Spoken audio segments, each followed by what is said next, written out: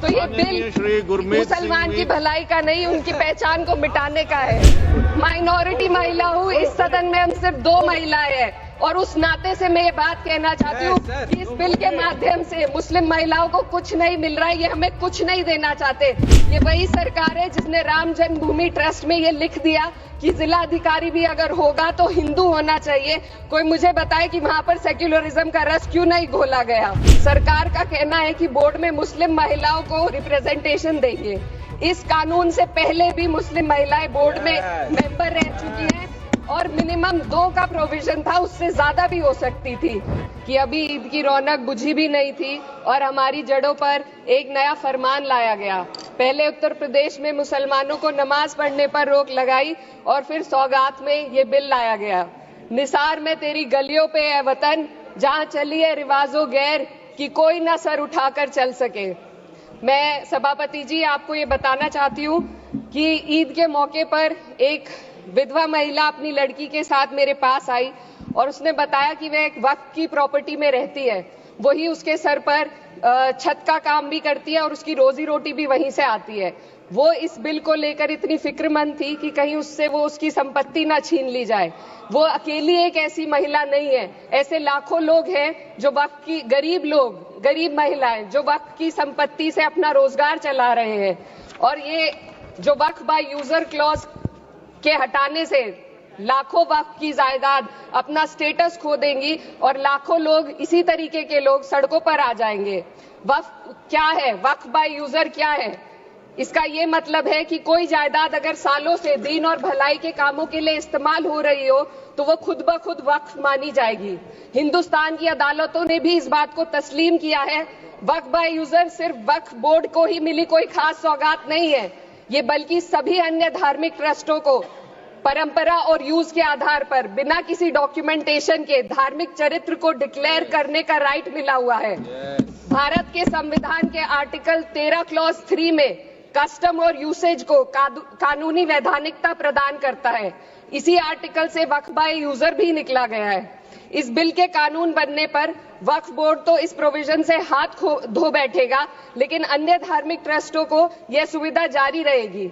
इससे भारतीय संविधान के आर्टिकल 14 और 15 का सीधा उल्लंघन है, जो धर्म और जाति के आधार पर भेदभाव और कानून के सामने सभी की बराबरी पर जोर देता है।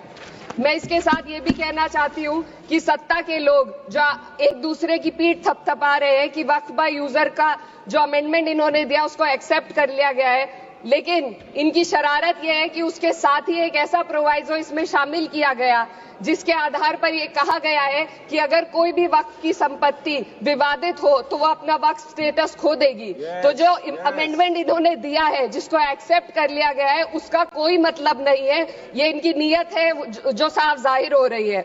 सोने पर सुहागा एक काम और किया है, सरकार ने वक्फ की कानून के सेक्शन 107 को हटाकर लिमिटेशन एक्ट में 12 साल तक ही किसी के खिलाफ अदालत में जाने का प्रोविजन है।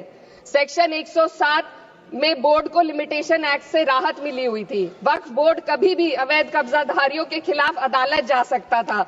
अगर ये सेक्शन ना हो तो अवैध कब्जा करने वाले लोग कानूनी प्रक्रिया का फायदा उठाकर वक्फ की प्रॉपर्टी को हड़प सकते हैं। अन्य धार्मिक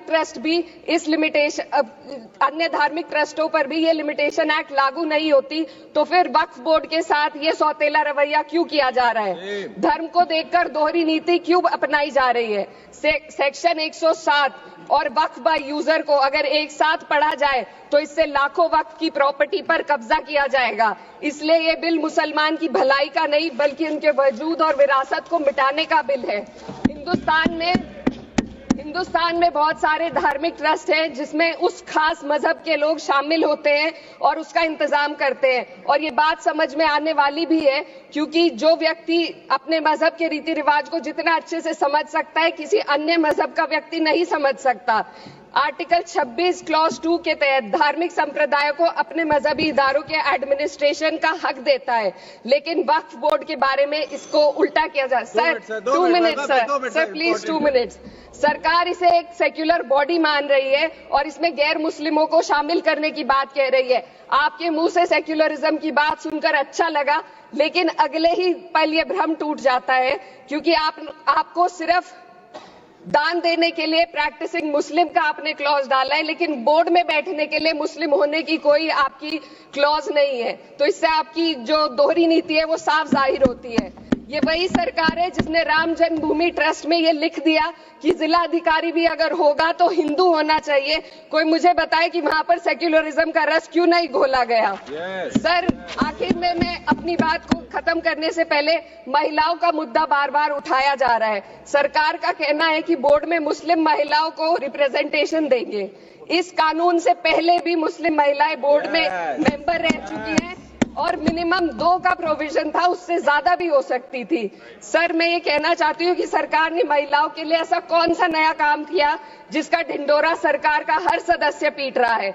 इस बात की तायद अगर आपकी तरफ से कोई मुस्लिम महिला करती तो हम उसका यकीन भी करते, लेकिन अफसोस आपकी इतनी लंबी कतार में एक भी मुस्लिम महिला नजर नहीं आती है। महिला नहीं है, एक महिला। सर, मैं खुद एक मुस्लिम महिला हूँ। मैं सिर्फ सर, मैं माइनॉरिटी महिला हूँ। इस सदन में हम सिर्फ 2 महिलाएं हैं और उस नाते से मैं ये बात कहना चाहती हूँ कि इस बिल के माध्यम से मुस्लिम महिलाओं को कुछ नहीं मिल रहा है। ये हमें कुछ नहीं देना चाहते, सिर्फ टोकनिज्म हमारे नाम पर बनाकर एक नैरेटिव मीडिया में चलाना चाहते हैं। तो ये बिल मुसलमान की भलाई का नहीं, उनकी पहचान को मिटाने का है।